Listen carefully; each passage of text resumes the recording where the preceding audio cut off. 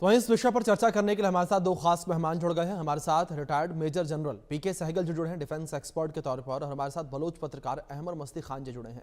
आप दोनों मेहमानों का बहुत स्वागत है इस चर्चा में। इस चर्चा की शुरुआत सबसे पहले मैं सहगल साहब से करना चाहूंगा। सहगल साहब, मैं आपसे समझना चाहूंगा कि पाकिस्तानी आर्मी के द्वारा जो बलूचिस्तान के अंदर तमाम ऑपरेशन चलाए गए, जो तमाम रणनीतियां अपनाई गई, क्या ये सभी की सभी रणनीतियां अब विफल होती हुई नजर आ रही हैं? इसमें किसी प्रकार का कोई शक नहीं। जिस माफी का सक्सेस मिल रहा है जी बलूच पीटने को, साफ तौर पर नजर आता है कि पाकिस्तान की जितनी भी कोशिशें वो एक किस्म से विफल हो रही है।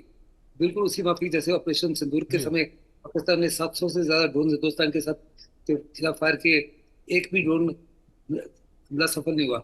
इसी माफी को बड़े पैमाने पर बीएलए के साथ कार्रवाई कर रहे हैं, लेकिन उनका एक भी हमला सफल नहीं हो रहा। बड़े जी पैमाने पर पाकिस्तान की फौज के लोग मारे जा रहे हैं, उनका मोरल और मोटिवेशन गिर रहा है, और साफ तौर पे उनको कहा जा रहा है कि या तो सरेंडर कीजिए या फिर मौत के घाट उतरिए। जी लेकिन ना तो पाकिस्तान आर्मी सरेंडर करेगी, ना ही उसको इतनी इतनी जल्दी आज़ादी मिलेगी। ये लड़ाई काफी लंबी लंबी चलेगी, क्योंकि पाकिस्तान जो है उसको बड़े पैमाने पर चीन की सहायता मिल रही है। चीन का जी $65 बिलियन जो है सीपेक जो है वो कम्प्लीटली नष्ट हो जाएगा अगर बलूचिस्तान अलग हो जाता है। और बलूचिस्तान पाकिस्तान की सबसे बड़ी प्रोविंस है, सबसे कम पॉपुलेशन है, लेकिन सबसे ज्यादा रिसोर्सेज इस एरिया में। वो रिसोर्सेज जो है बड़े पैमाने पर एक्सप्लॉइट कर रहा है पाकिस्तान अपनी पंजाब प्रोविंस के लिए, और चीन जो है अपने हित के लिए। जी और ये किसी प्रकार से बलूचियों को कबूल नहीं, क्योंकि वहां पे जब से 1948 से अभी तक किसी प्रकार का वहाँ हेल्थ केयर नहीं है, किसी प्रकार का इंफ्रास्ट्रक्चर नहीं है, कोई नौकरियां नहीं है, बड़ी बड़ी गरीबी है। और बलूचियों की जमीन छीन ली गई है, वहाँ रेल लाइन बिछाई है, रोड बिछाई है, गैस पाइपलाइन बिछाई है, ऑयल पाइपलाइन बिछाई है। मुआवजा मांगते हैं तो उनको गायब कर दिया जाता है। लेकिन जिस माफी की याचनाएं दे रहे हैं वो बलूची को, हर एक इंसान को जब यात्रा देते हैं तो 10 और लड़ाके खड़े हो जाते हैं पाकिस्तान को जवाब देने के लिए। जी पाकिस्तान वही गलती कर रहा है जो उन्होंने ईस्ट पाकिस्तान में की, और नतीजा हुआ कि ईस्ट पाकिस्तान बाद में बांग्लादेश के रूप में खड़ा हुआ। ऐसे ही पाकिस्तान ने अगर इसी माफी के जुल्म ढाए बलूचियों के खिलाफ, तो यकीनन एक दिन जो है बलूची हर हालत में आजाद हो जाएंगे। लेकिन इस समय सबसे बड़ी समस्या जो है, बलूचिस को समर्थन मिल रहा है, सॉरी पाकिस्तान को समर्थन मिल रहा है चीन से, ईरान से और अमेरिका से। और ये बहुत बड़ा समर्थन है। इसीलिए आसिम मुनीर ट्रम्प से मिले, पाकिस्तान एयरफोर्स चीफ भी वहां गए हुए हैं। उनकी कोशिश होगी कि जी ऐसे हथियार हासिल किए जाए जिनको बजाय सेना इस्तेमाल करे, जी एयरफोर्स के माध्यम से, हेलीकॉप्टर्स के माध्यम से अटैक किए जाए। और इसलिए मैं बार बार कहता हूँ, बड़ा लाजमी है कि जल्द से जल्द इंटरनेशनल आर्म्स बाजार से या तरीके तालिबान से या जी तालिबान से बड़े पैमाने पर बलूची जो है इस माफी के हथियार अपने में शामिल करें, जिसके जरिए वो पाकिस्तान के हेलीकॉप्टर और हवाई जहाजों को मार सके। अगर ये बिल्कुल भी बिल्कुल अगर सागर ये साहब, भी एक बड़ी बात आपने कही है जिस तरीके से कि बड़े हथियार शामिल किए जाएं, पाकिस्तानी आर्मी के जो हेलीकॉप्टर्स हैं, विमान हैं, उनको मार गिराया जा सके। अहमर मस्ती खान जी, मैं आपका रुख करूंगा।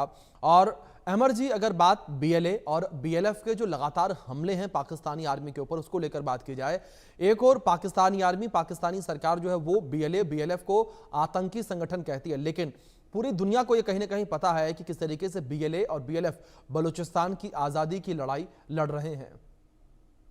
ये देखें, इनका कल के दिन इन जो पाकिस्तान में सब में पावरफुल गैदरिंग होता है, जी आपको मालूम है वो क्या कहलाता है? जी वो कहलाता है कोर कमांडर्स मीटिंग।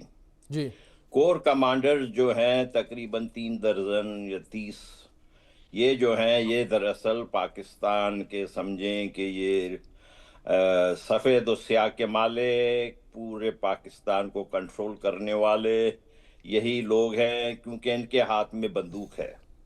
देखें, वहाँ आइन वाइन जो भी है उसके ऊपर तो ये अमल दरामद नहीं करते हैं, जैसे सबको मालूम है कि आइन का तो ये मजाक उड़ाते हैं। तो ये कोर कमांडर्स की जिस दिन मीटिंग हो रही थी रावलपिंडी में, उसी दिन हमारे नौजवानों ने बलूचिस्तान लिबरेशन फ्रंट के उसी दिन उन्होंने ऑपरेशन बाम का अनाउंसमेंट किया, और उन्होंने 24 घंटे के अंदर उनकी अभी अभी अनाउंसमेंट आई मेजर गौहराम साहब की तरफ से, जो उनके स्पोक्स पर्सन हैं, कि उन्होंने अपने जो 80% मकासद है वो हासिल कर लिए हैं।